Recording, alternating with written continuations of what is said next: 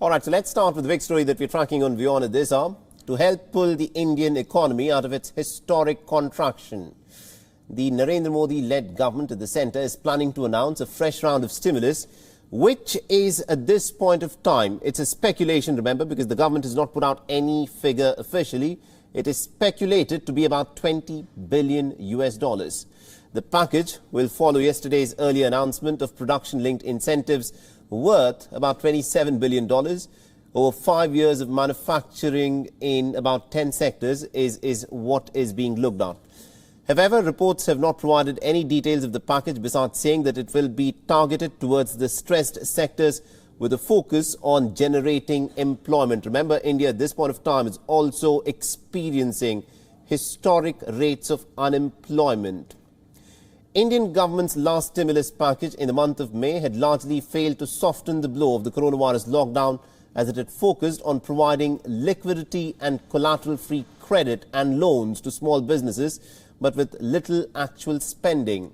Now, that package also had left out the badly affected sectors such as tourism, hospitality and aviation. The Indian economy, which the International Monetary Fund has singled out as a global bright spot just a few years ago, contracted by a jaw-dropping minus 23.9% for the April to June quarter, and is seen contracting by over 10% for the current fiscal year. The coronavirus cases are still surging in major Indian cities, and the country has been adding over 40,000 cases on a day-to-day basis. Active coronavirus cases, nevertheless, have fallen well below 500,000 for the first time in over 3 months, although the government has eased nearly all restrictions to curb the spread of the virus. All right, now to give us more perspective in terms of what is expected in terms of this announcement that we expect from India's Finance Minister Nirmala Sitharaman in some time from now, we're joined in by our business editor Sumit Chaturvedi, who's joining us live on this broadcast. Now, good morning to you, Sumit. You've been tracking this story very closely for us. It's been a pretty difficult time through the coronavirus pandemic and the subsequent lockdowns. The government from time to time has announced measures to try and soften the blow for the people, and we expect one more announcement by the Finance Minister in some time from now. Well, yes, Saleh, in nearly 2 hours from now, the announcement is most likely to be made. Well, remember, it's a Diwali week, so it's very auspicious time to make announcement as far as investment is concerned, and it's required this point of time because India's economy is clearly going through a very tough time. It's facing a historic contraction as per all estimates. So this package can be announced. Reports are saying that it would be worth around $20 billion. Remember last time in May when it was announced, many sectors were left out, including aviation, hospitality and even tourism sectors. So in other ways, this now money can come. Well, what we are hearing is that there could be wage subsidy for new enterprises. There could be some relief for Provident Fund. There could be, but yes, there would not be any direct cash transfer. That is something that global institutes like IMF had also had said earlier that this should be done. But that's something which is difficult call that would be taken by the government. Overall, some stress sectors would be in focus. Unemployment generation will be also one focus. Remember, yesterday, the production-linked incentive PLI scheme was announced for 10 important sectors, and overall push of $27 billion was given through that. It is aimed at making India a manufacturing hub. But that is something for the long run. For the short and medium term, yes, this stimulus is required. It would be another stimulus that has been earlier that have been announced, and this will be another one, and it's going to come. It looks like 12:30 p.m. is the time when FM Sitharaman will hold the press conference. Interesting, and also, Sumit, you touched upon a very important issue here. It is a time when the economy is stressed. We are expecting, the growth rate to be about minus 10% for the entire fiscal year.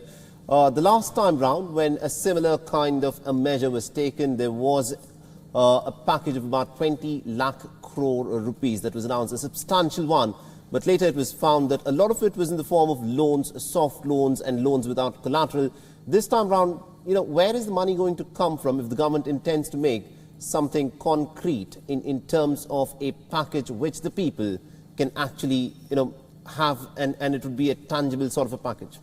Well, that's a very pertinent question, Saleh. Definitely money is the biggest thing, because the tax receipts, well, they haven't been up to the mark. But GST, yes, the collections just crossed 1 lakh crore mark. Well, that is one relief from for the government, and some money would also come from, as we hear, market borrowings, because yields are low at this moment, so it's easier for government to go to markets. Also remember, Saleh, a lot of money has been saved because of crude, because crude prices, well, they touched bottom in the beginning of this year after coronavirus lockdown. So money was also, we can say that, saved as far as crude is concerned, and excise duties were raised on the other hand. So these are very few resources through which money can be generated. So yes, you are right, the resources to generate money is really less, because people's capacity to pay taxes is also very low at this moment, and they really are not, many businesses are not in a position to pay taxes. So that is a big question. But yes, government can borrow from the market, they can go for, they can dip into these